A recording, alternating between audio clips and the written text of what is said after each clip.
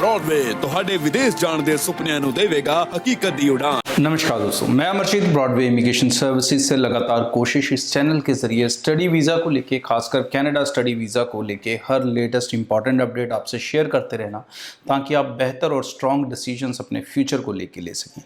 सो आज का जो हमारा डिस्कशन रहेगा वो बेसिकली जो कनाडा की इतनी रिफ्यूज़ल्स आ रही हैं और जो बहुत सारे बच्चे परेशान हैं और जो कनाडा का ट्रेंड एक नॉन एसडीएस की तरफ बदला है, इसके पीछे क्या रीज़न्स हैं। अगर अब हम उसे स्टडी करने की कोशिश करते हैं तो उसमें क्या ऐसी इंडिकेशंस थी जो पहले भी आई और जो हम लोगों ने, आप लोगों ने पढ़ी समझी, लेकिन ये कभी नहीं सोचा कि कनाडा ऐसे भी कर सकता है।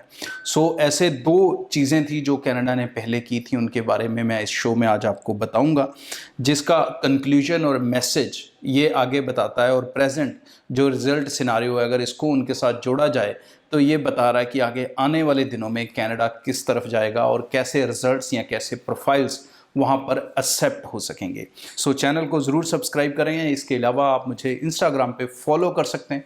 फॉलो करके अगर आप मुझे कोई मैसेज करेंगे इंस्टाग्राम के ऊपर तो वो मैं आपको पर्सनली रिवर्ट करूँगा, सारे मैसेजेस इंस्टाग्राम के। सो अगर हम पीछे जाएं कनाडा के तो देखें तो लॉकडाउन के अंदर, जब ये लॉकडाउन शुरू हुए 2020 में और उसके बाद की जो डेवलपमेंट्स हैं उसमें एक सबसे बड़ी दो चीज़ें हुई थी। एक चीज़ सबसे बड़ी ये हुई थी कि एसडीएस का फैलाव किया गया था। मतलब एसडीएस इंडिया, चाइना से निकल के पाकिस्तान, कोलंबिया, ऐसी कई कंट्रीज़ में गया।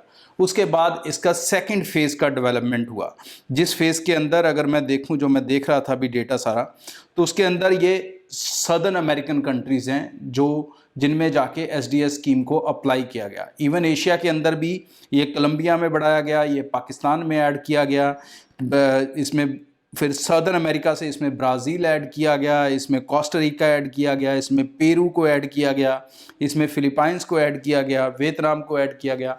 मतलब बहुत सारी कंट्रीज़ का एसडीएस में एडिशन हुआ।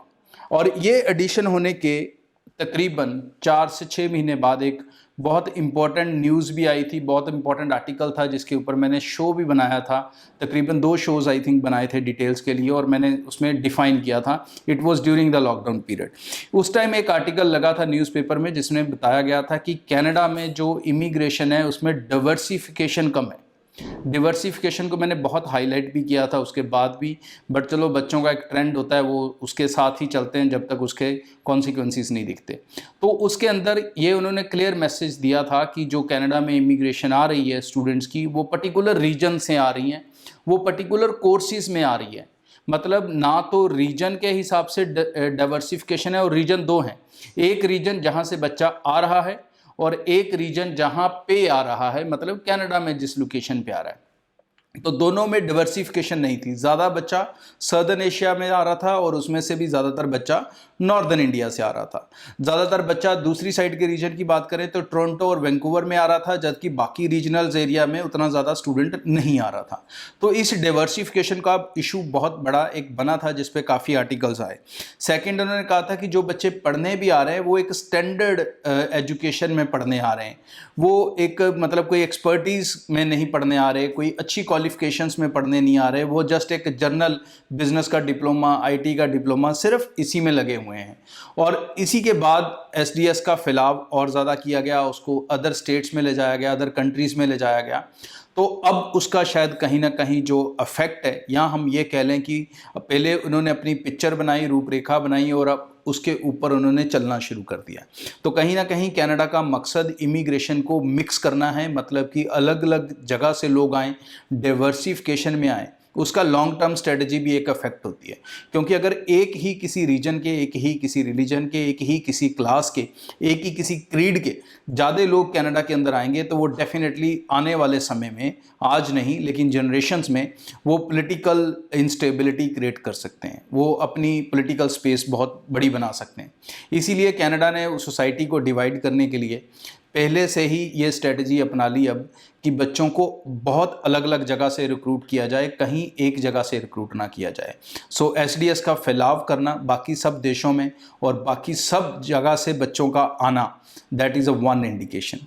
सेकेंडली जो बच्चे वो लेंगे, अब जहाँ से ज़्यादा बच्चे जा रहे हैं, चाहे पंजाब से जा रहे हैं, नॉर्थ इंडिया से जा रहे हैं, पाकिस्तान से भी बहुत सारा बच्चा अप्लाई करता है, तो अब इनमें फिल्ट्रेशन ज़रूरी है। सो कहीं ना कहीं यहाँ पर अब जो सिस्टम चल रहा है वो एक अच्छे प्रोफाइल्स को सिलेक्ट करने का चल रहा है, क्योंकि पहले उनको अपने नंबर्स पूरे करने के लिए यहाँ पर कम प्रोफाइल को भी एक्सेप्ट करते थे, जिसे हम कहते थे नॉन एसडीएस को एक्सेप्ट करते थे।